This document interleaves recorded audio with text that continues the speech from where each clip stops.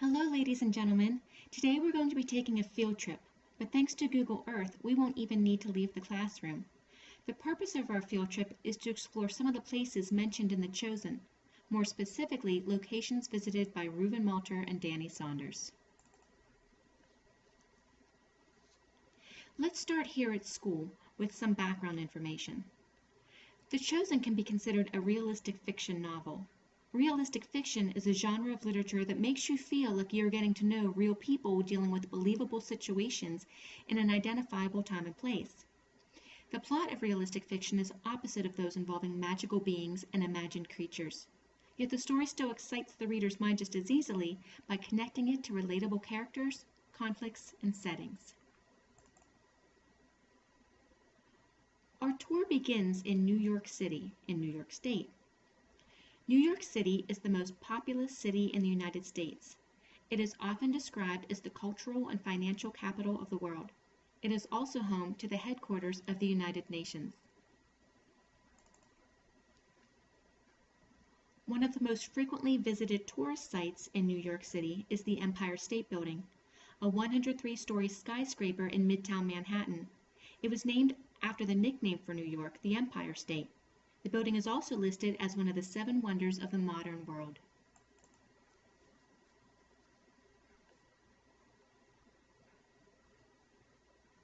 Our next stop is the main branch building of the New York Public Library.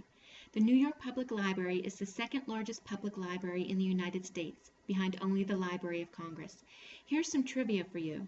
The names of the 2 stone lions that guard the entrance of the building are Patience and Fortitude.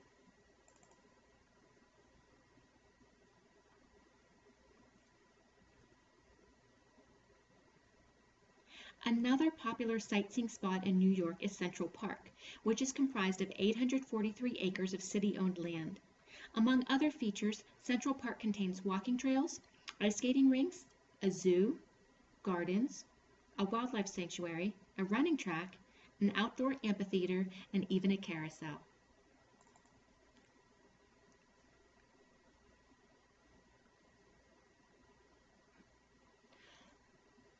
One of the most recognizable locations in New York City is Times Square, which is considered a neighborhood in Midtown Manhattan.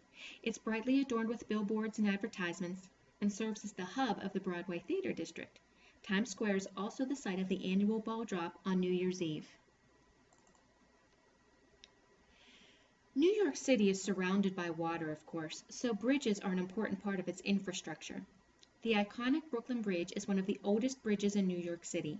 Its architectural style is neo-Gothic, which can be seen in its pointed arches and stone towers. The Brooklyn Bridge is also known for the web-like pattern of its cables. Getting back to the story of The Chosen, to reach Reuven and Danny's neighborhood from New York City, you need to travel across a bridge. Even though the boys live within Brooklyn, the Brooklyn Bridge is not the most convenient bridge to use. It will place us further south than we'd like.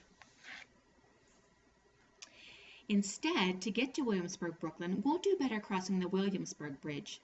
This fee-free bridge carries both automobiles and subway cars J, M, and Z. Here's a little bit more trivia for you. The Williamsburg Bridge is featured in the 2012 film The Amazing Spider-Man. The lizard tosses cars over the bridge while Spider-Man catches them in his web lines. First in Williamsburg, Brooklyn, let's visit with Reuven. Please keep in mind that the locations we're going to see here via Google Earth are real, but we're taking some liberties in connecting them to The Chosen. What this means is that these places are probable sites based on information in the book, but the book is fiction, so 100% accuracy isn't possible or necessary. This exercise is to help you imagine the setting of the story and to reinforce the concept of realistic fiction. In the book, Reuven says that in his neighborhood, many of the houses are brownstones, set tightly together, none taller than 3 or 4 stories. Reuven and his father live on the first floor of one of these kinds of homes on a quiet street just off of busy Lee Avenue.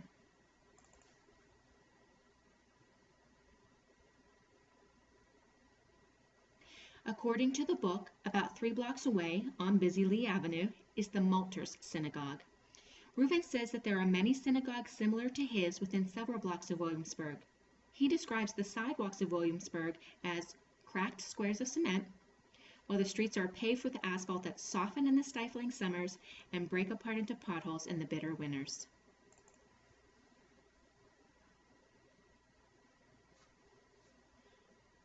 Reuven says he attends a yeshiva, the term for a Jewish parochial school in the Crown Heights section of Brooklyn, which is a little bit outside of Williamsburg. He mentions that his father teaches there.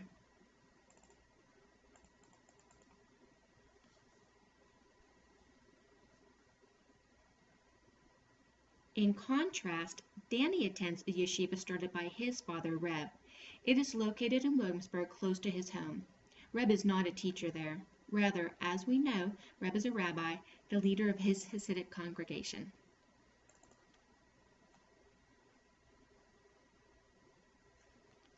This leads us to Danny's house. Danny lives about 5 blocks away from Reuven. His neighborhood is older and not as well kept.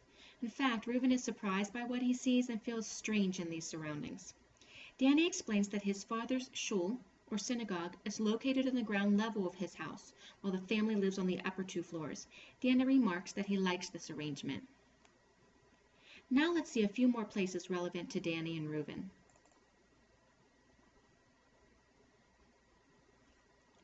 While most of us are used to baseball fields in more private and park-like settings, Danny and Reuven play the game in a baseball field located among the city streets. They also tend to play on Sundays, the day after Shabbat.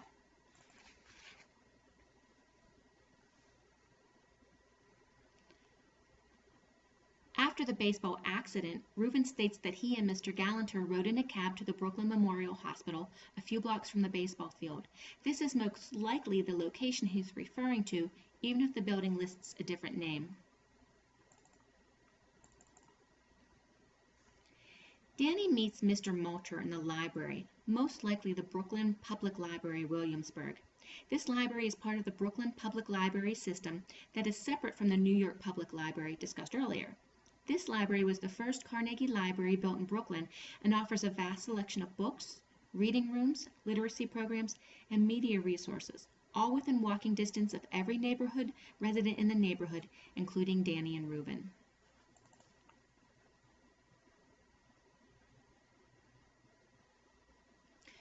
Throughout the story, Potok writes about the boys walking along Lee Avenue. Lee Avenue is the main commercial strip of Williamsburg, Brooklyn. In addition to housing Reuven's temple, Lee Avenue also features restaurants, bakeries, butcher shops and markets, wine shops, and prayer supply stores, among other businesses. Both Reuven and Danny eventually move on from their individual yeshivas to Hirsch Seminary and College, and they even have a class together. Hirsch Seminary and College is a fictional school, but it is similar to Yeshiva University, which is the actual school the author, Chaim Potok, attended. And now it's time to come home. As a reminder, the purpose of this presentation is to reinforce the concept of realistic fiction. A quick way to classify a story or novel as realistic fiction is to use this checklist. Realistic fiction stories tend to take place in the present or recent past. Characters are involved in events that could happen. Characters live in places that could be or are real, as we've just seen. The characters seem like real people with real issues solved in a realistic way. Thus, these stories aren't containing vampires, werewolves, sorcerers, zombies. And finally, the events portrayed in realistic fiction are similar to situations that a reader could face in his or her life. Thanks for joining along on today's look at setting in The Chosen. Who knows where we'll go next time?